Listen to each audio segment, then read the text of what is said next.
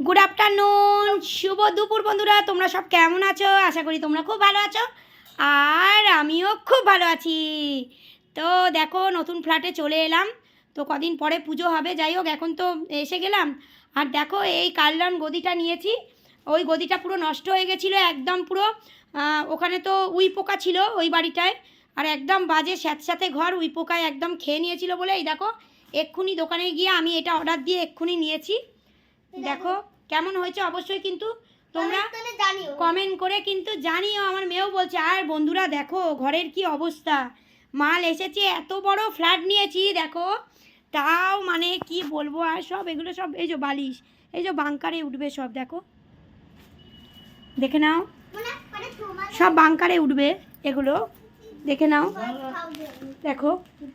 আর এই যে আমার মাই দেখো খাচ্ছে, এই দেখো বিরিয়ানি আনা হয়েছে, বিরিয়ানি আনিয়েছি। আর টেবিল চেয়ার এখানে পেতেছি, তোমাদের আবার দেখাবো। আর কি অবস্থা দেখো বন্ধুরা। আর গোদরেজের লোক আসবে, লাগাতে আসবে। আর আমার এই যে আলমারির জিনিস দেখতেই পাচ্ছ, এই হচ্ছে। আর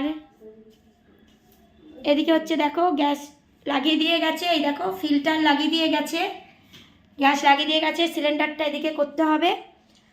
আর চলো একটু সামনে আসছি। তো বন্ধুরা এখনও আমি মানে খাইনি, যাই হোক বিরিয়ানি এনে রাখা আছে, খাবো। তোমাদের ওই ভিডিওটাও দিয়ে দেবো আমি, ঠিক আছে? এখন দিতে পারছি না, কেন আমি আরও দেরি করে খাবো আর কি, একটু গোছাবো। সবে তো এলাম, একটু গোছাগুছি করবো। আর এই যে খিদে পেয়ে গেছে, আমার মেয়ে ক্যাডবেরি খেলো, মা একটু যাই হোক খাচ্ছে। আর একটু অবেলা একটুখানি হবেই, কেননা যেহেতু নতুন ফ্ল্যাটে এসেছি সে তো হবেই, তোমরা তো জানোই। আর এই যে বিরিয়ানি আনা আছে, দেখো বিরিয়ানি আনা আছে, খাবো, তোমাদের সেটাও শেয়ার করব পরে, ঠিক আছে? আর চলো, তোমাদের অনেক ভিডিওই তোমরা পাবে। আর আর বলো না, কি অবস্থা দেখো না। এই দেখো আমার বাথরুমেই তো এখনো ঢুকিনি, এই দেখো বন্ধুরা দেখো। তো যা যা কাজ করার সব করে দিয়ে গেছে, ঠিকই দেখেছি, ঠিক আছে?